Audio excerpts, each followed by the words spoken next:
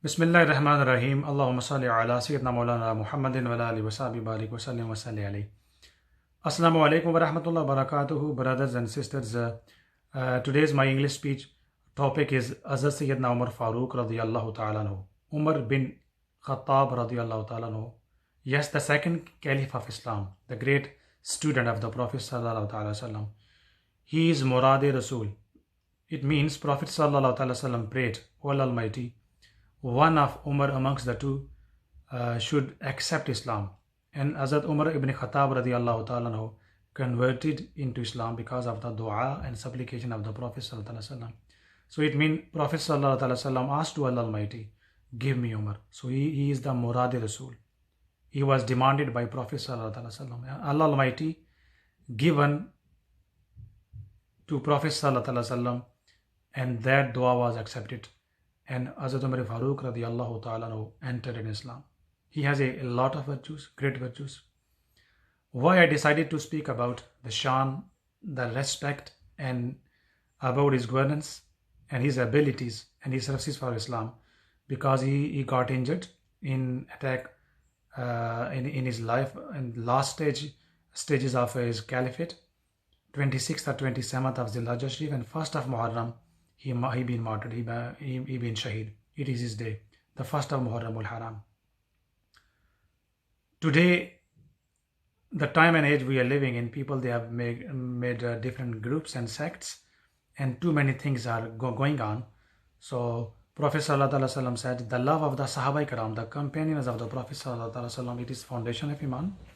And same time, the love of Ahl Bayt Dar, the family, close family members of the Prophet sallallahu alaihi wasallam, is also foundation of Iman. There was no comparison, there is no competition between these two Nufus Qudsiya, these two groups of Islam. Sayyidina Umar Farooq radiyallahu ta'ala anhu I was talking about. Earlier I have delivered Urdu speech, all the references of Hadith Pak with text I have mentioned there, but in this short English speech, what is mentioned in Hadith, mean what type of virtues Prophet sallallahu ta'ala sallam himself he told about Sayyidina Umar Farooq radiyallahu ta'ala anhu. Prophet sallallahu ta'ala sallam said in one Hadith, he is the muhaddis of this ummah, the top level of intellectual, the top level, the person who has intellect and wisdom amongst all possible or amongst all present people, is the number one, the best person is Hazrat Umar Farooq radiyallahu ta'ala anhu. He is the muhaddis of this ummah. Another hadith, Prophet sallallahu alaihi wasallam categorically said, there is no prophet after Prophet Muhammad sallallahu alaihi wasallam. Prophet sallallahu alaihi wasallam is the seal of the Prophet, Khatam al-Nabiyyin. Absolutely, categorically made it clear, there is no prophet after Prophet Muhammad sallallahu alaihi wasallam. If anyone would have been prophet, he, Hazrat Umar Farooq radiyallahu ta'ala would have been prophet of Allah. Subhanallah. And then once upon a time, Prophet sallallahu alaihi wasallam was sitting, and Sayyidina Umar Farooq radiyallahu ta'ala came. He said, "O beloved messenger of Allah, I would like to get your permission. I would like to perform Umrah." So it shows it was the Aqidah and creed of Sahaba Ikram, especially the second Caliph of Islam. Ibadat and worship is for Allah Almighty. The wasila and the source amongst between the Ibadat and Allah Almighty is the Prophet sallallahu alaihi wasallam, the Zat Rasul sallallahu alaihi wasallam. We should always seek help. We should always present wasila of the Prophet sallallahu alaihi wasallam. It is permissible in Islam. So he got permission from Prophet sallallahu alaihi wasallam to perform Umrah. And Prophet sallallahu alaihi wasallam said, "O Akhi, the word Akhi, O my brother, don't forget us in your du'as while you perform Umrah." So Prophet sallallahu alaihi wasallam was not muhtaj of dua. Because of Durud wa Salam of Prophet sallallahu alaihi wasallam, because of Prophet sallallahu alaihi wasallam, Allah Almighty accept the duas. It is a great lesson. It shows great shan of Sayyidina Umar Farooq radiyallahu ta'ala anhu, how Prophet sallallahu alaihi wasallam used to love him. And in lifetime, Sahaba Ikram and scholars says, in lifetime, Prophet sallallahu alaihi wasallam used to always say, I, Abu Bakr and Umar, we went somewhere.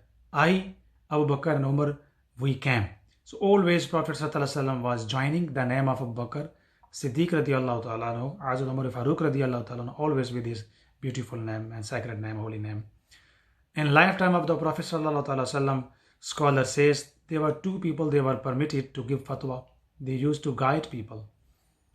Amongst them they were Sayyidina Abu Bakr Siddiq and second Caliph of Islam, Hazrat Sayyidina Umar Farooq radiyallahu ta'ala.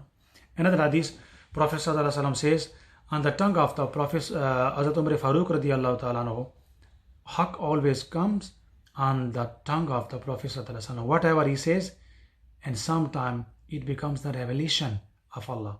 I mean, Sayyidina Umar Farooq radiyallahu ta'ala quite a few times advised some few advices, and he gives few advices regarding different issues to the Prophet sallallahu alaihi wasallam, and same wording Allah Almighty revealed as a revelation, and these verses and hakam, commandment and great teaching of part of Islam till the day of judgment. He is the founder of modern system of democracy, modern system of sovereignty and governance. And today's we see a post office system, the armies and the police, and for very first time the person who introduced the army and the post system and the police, and he appointed the muezzins, the imams and their wages, and he introduced the welfare state. He specified the financial help for newborn baby and for the disabled and elderly people. The very first time, all these type of system, the welfare for the citizen and inhabitants, the person, the ruler who introduced was Sayyidina Umar Farooq radiyallahu ta'ala. In modern societies like in Europe and UK and New Zealand, Australia and America, we see welfare state and human rights. All human rights we see if we study thoroughly and briefly the system of the government, Sayyidina Umar Farooq radiyallahu ta'ala. All these rules and terms and conditions were introduced in the lifetime in his caliphate, in his system, in his government system. So subhanallah al-azim. And there is a famous saying of the Sayyidina Umar Farooq radiyallahu ta'ala. He said there is no slavery. There is no slavery in Islam. And exactly he said, everyone is born free, no one is slave. And their mothers gave the birth to the child as a free person who you are to make them slaves. So the meaning and interpretation of that was there is no slavery system in Islam, and there is no slavery system in mankind, in humanity, in the world. And today's, under the United Nations, UNO, many human rights and about slavery, many rules was passed, and these rules and laws and principles were introduced in the caliphate time and the ruling time of Sayyidina Umar Farooq radiyallahu ta'ala. So I pray may Allah Almighty give blessings of these Nufus Qudusiyya, and may Allah Almighty gift us the love of the Sahaba Ikram, love of Ahl Bayt Tahar, and may Allah Almighty make this earth full of peace and give us the ruler like Sayyidina Umar Farooq radiyallahu ta'ala, who served justice and who served the humanity in true sense. May Allah Almighty bless all of you. Jazakallah khairan ma alayna illa al-balagh.